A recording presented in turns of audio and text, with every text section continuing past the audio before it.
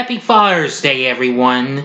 Brace yourselves, though, because today I'm going to give to everyone a review of The Stepfather right now. Big D's Entertainment Rankings and Reviews. Excuse me, everyone. So greetings, my fellow YouTubers, and welcome to Big D's Entertainment Rankings and Reviews.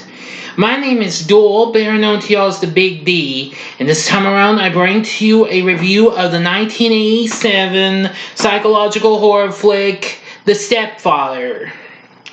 Directed by Joseph Rubin, starring Terry O'Quinn in the title role,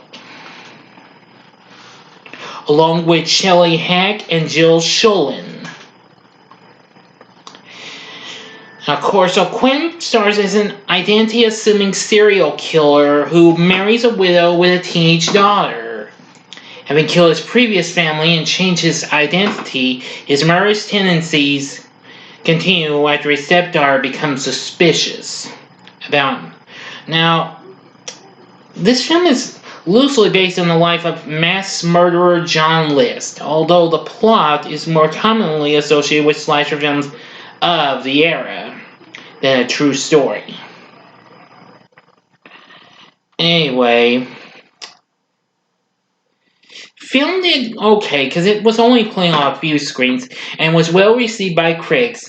It went on to have 2 sequels and a remake. But anyway, let's get into the story. Now, we focus on a man named Henry Morrison, who washes off blood in a bathroom before changing his appearance and putting his belongings into a suitcase. After packing his things, he leaves through the front door of his house, nonchalantly passing the butchered remains of his family and others. Yeah. So, boarding a ferry, he throws the suitcase containing objects from his former life into the ocean. 1 year later, Henry, now operating as a real estate agent named Jerry Blake in the suburbs of Seattle, has married the widow Susan Main, that's Shelley Hack, and his relationship with her 16-year-old daughter Stephanie, that's of course Jill Sholin, who a year before this starred in the made-for-TV version of Babes in Toyland with Keanu Reeves. Well, I discovered they were actually dating at the time that movie was done. Of course, Sholin also went on to do other movies, including Popcorn, which I haven't seen that yet. I've heard of it, though, but I'm going to try and look into that.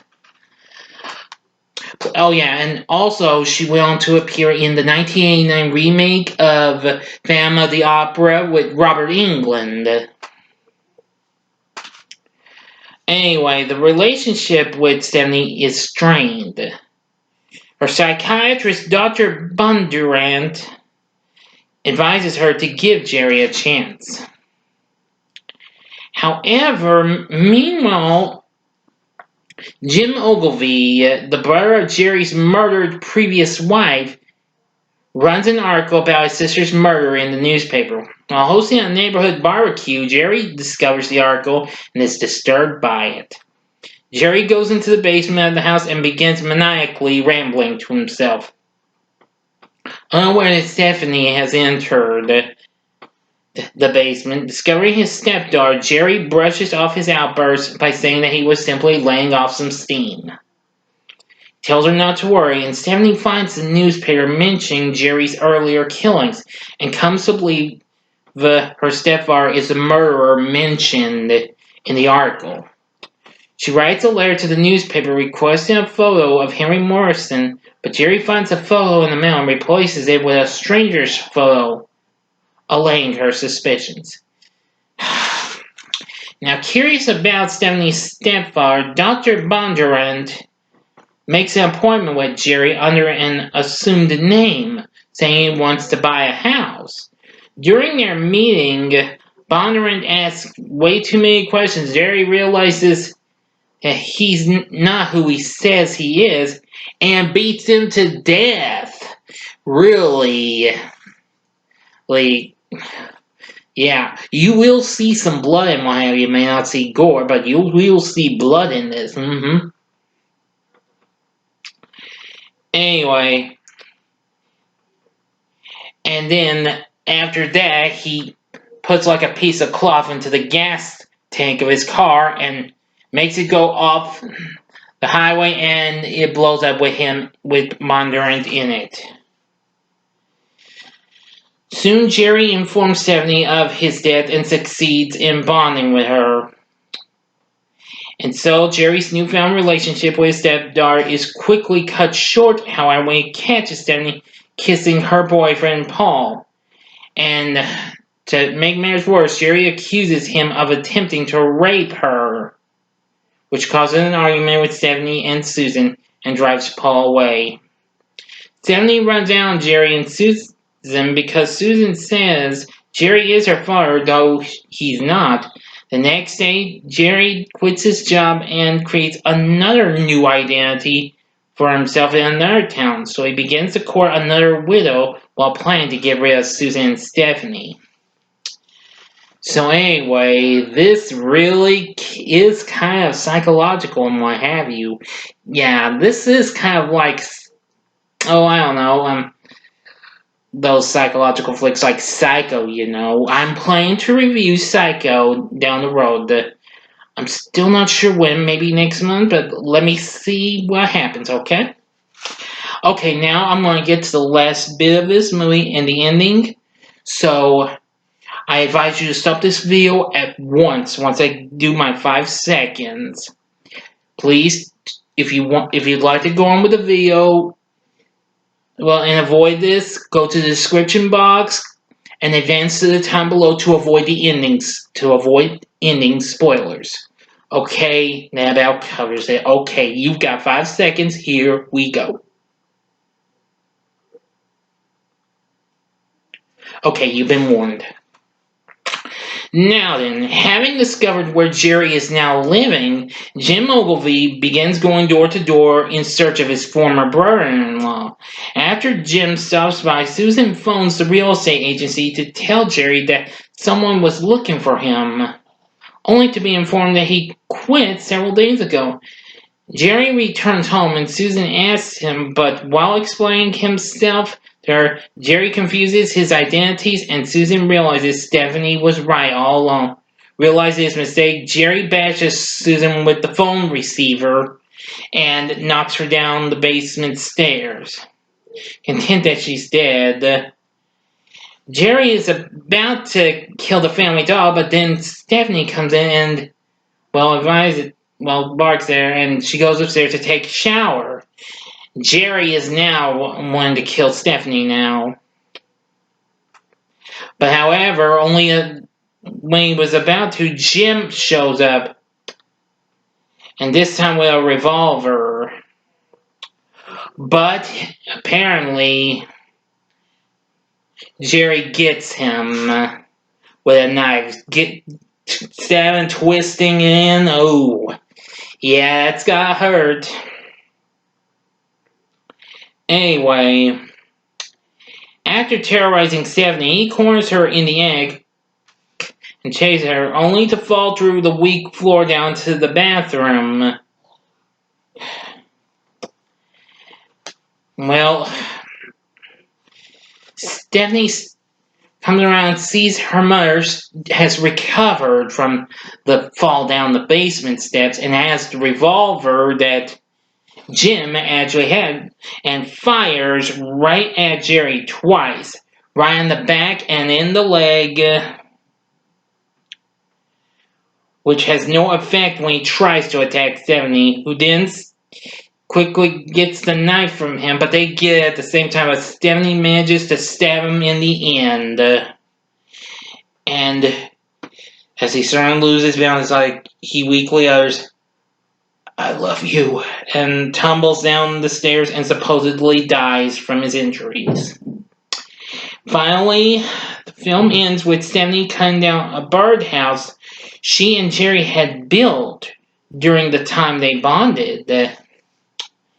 Yeah, and that's that. That's the end. So, what did I think of this movie? Well, since I've seen this this is probably my fourth or fifth time I've watched this, I have to say The Stepfather is definitely a good horror flick. Would I recommend it? Yeah, hell yeah. This is a horror flick you need to see. If you're into these psychological horror flicks like Psycho or whatever, I'd say give The Stepfather a try. I mean, the story's pretty good. I mean, I also like the score from this, done by Patrick Moraz. It also had, which he also sung one of the songs on it, which was called "I Want You," with a guy named John McBurney. There's also a tune from Pat Benatar and one from Divinals as well. Plus, Jerry, of course, whistles Camptown Races in some scenes. So anyway, I absolutely did like Terry O'Quinn's portrayal of the stepfather. Very good performance. Jill Schoelen, I absolutely loved her. I mean, I never thought she'd actually become. I wasn't aware she became a scream queen like Jamie Lee Curtis and several other chicks and what have you. That's really something. Shelley Hack was real good. I'm gonna say supporting cast wasn't too bad, but I'm gonna say the core cast of the three I mentioned were real good and all. So anyway, definitely look into the Stepfather. You can find it on Tubi. You can also find it on Physical Media, I'm pretty sure. Yeah, it did come out on Blu-ray a decade ago, though, by Scream Factory.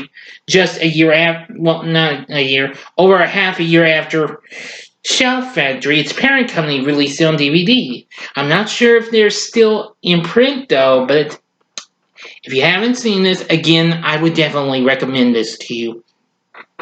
So anyway, what did you think of The Stepfather? Please feel free to tell me what you thought about in the comment section below. Give this video a like if you like this.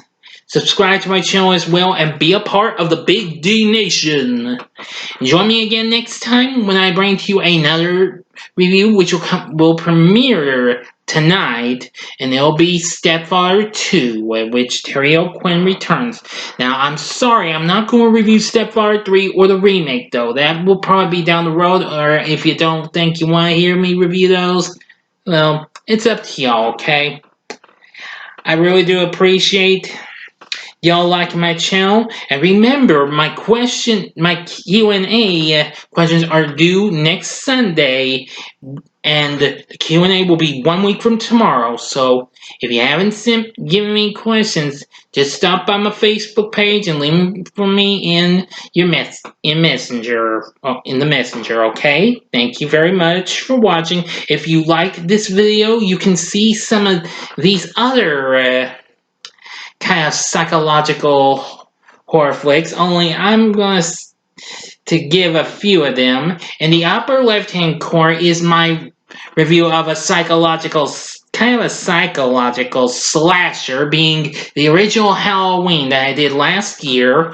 In the upper right hand corner is my review of the suspense thriller The Omen, which I did earlier this year, and the bottom left hand corner is my review of the underrated Orphan, which I reviewed earlier this year as well. And the bottom right hand corner is the button you can click to subscribe. Thanks again for watching. Until next time, I'm the Big D saying see ya, and again, happy Father's Day!